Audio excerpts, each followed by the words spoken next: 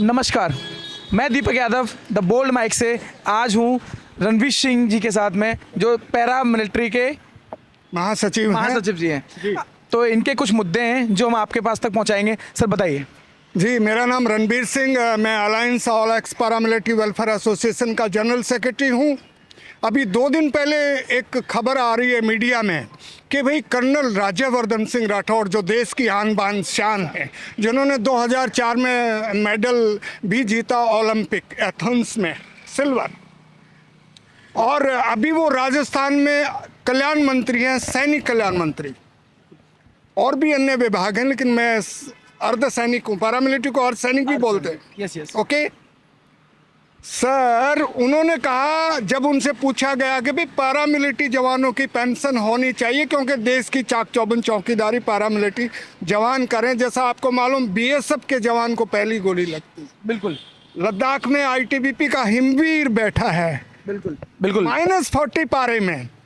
तो उनका जवाब सुन के आप ताजुब करेंगे। उन्होंने जब ये कहा कि भाई नहीं, सेना के तो 15 साल में ही पेंशन आ जाते हैं, बिल्कुल, और 35 साल की उम्र में आ जाते हैं। साहब, मुझे सेना से गिला शिकवा नहीं है, लेकिन ये है कि जो 60 साल पूरे देश को अपनी ज़िंदगी देते हैं ताउम्र, सरहदों की चौकीदारी कौन कर रहा है? सेना थोड़ी है। सेना तो पीछे है, बीएसएफ के जवान हैं। बीएसएफ सबसे आगे रहती है बॉर्डर से। बिल्कुल। तो फिर बोला, फिर 35 साल में, अरे सर, सेना को पेंशन, फुल पेंशन, फिर 1 रैंक 1 पेंशन, फिर रिहेबिलिटेशन। तो अर्ध सेना को कौन बचाए? जो दिल्ली की चाक चौबंद चौकीदारी, देखिए हर गली मोहल्ले में जितने भी हैं, गणतंत्र दिवस के पूर्व उस पे अगर ये बोले तो इसका 20 लाख पैरामिलिट्री परिवार हैं देश के। उनमें हम घोर विरोध करते हैं कि कर्नल साहब आपको सद्बुद्धि दे कि आप कैसे कल्याण मंत्री हैं, वो भी सेना के। तो जो राजस्थान में जो हजारों हजार की संख्या में जो पैरामिलिट्री के जवान हैं, CRP, BSF, ITBP, SSB, Assam rifle, तो उनकी कौन जो कल्याण की बात करेगा? हम आपके इस बयान का जंतर मंतर से घोर विरोध करते हैं।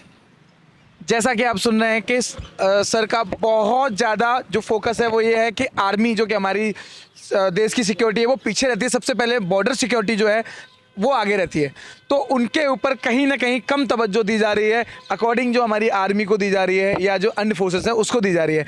यस जी, देखिए, आम देशवासियों को जंतर मंतर से ये पता लगे कि सेना सुप्रीम है।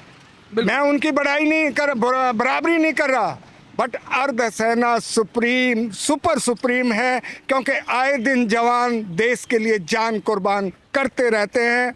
तो जैसे सेना को मैंने पहले बोला, पेंशन, फिर 1 रैंक 1 पेंशन, बोनंजा। सेना का 15 साल में पेंशन आता, मान लो वो 35,000 रुपये लेता है आज की डेट में, नया ताज़ा जवान आएगा। लेकिन जो बीएसएफ का 40 साल सेवा करके आएगा, उसकी मात्र 25,000। 15 साल वाले की जो पेंशन है वो 35,000 रुपये, और जो 40 साल 45 साल जो देश के लिए सेवा कर रहे हैं उनकी जो पेंशन है वो सिर्फ और सिर्फ 25,000 है। तो इस मुद्दे को लेके ये यहाँ पर जंतर मंतर पे हैं। उनके लिए कल्याण बोर्ड, हमारे लिए कोई कल्याण बोर्ड नहीं। आप देख रहे हैं सैनिक कल्याण बोर्ड पूरे इंडिया में, हर स्टेट जिले में। तो क्या हम बगैर उसके हैं भाई?